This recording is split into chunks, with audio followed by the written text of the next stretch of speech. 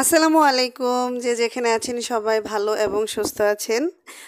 আজকে পহেলা মে, বাড়ির সকল বউদের পক্ষ থেকে শ্রমজীবী মানুষদের প্রতি শুভেচ্ছা।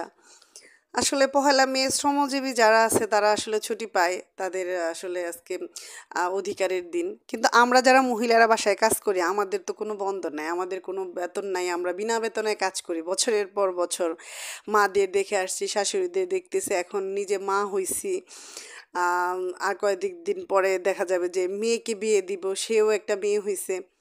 তো আমাদের তো মনে হয় কাজের কোনো আমাদের দিবস নাই, কোনো আমাদের বেতন নাই, ভাতা নাই।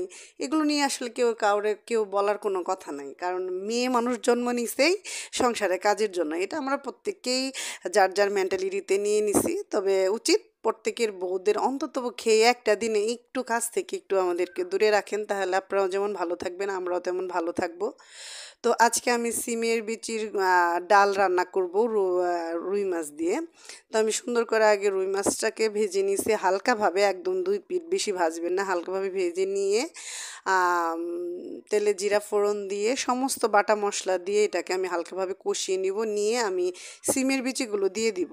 তো সিমের বিচিগুলো প্রথমে আমি একবার সিদ্ধ করে নিছি। এখন বেশিক্ষণ লাগবে না, মাছ দিয়ে দেখবেন যে লাকড়ি দিয়ে নাড়া দিলে দেখবেন যে একদম ঘন্টর মতো হয়ে গেছে। তো আমি বেশি ভাঙবো না, একটু আস্তে আস্তে থাকলে, একটু ভাঙা ভাঙা থাকলে, যেমন ওই যে ডাল যখন খাই সাবালা ডাল যেমন লাগে এইটাও তেমন লাগবে। দেখবেন খেতেও খুব অসাধারণ, গরম গরম ভাত দিয়ে। আর খুবই টেস্টি একটা খাবার, অবশ্যই বাসায় ট্রাই করবেন।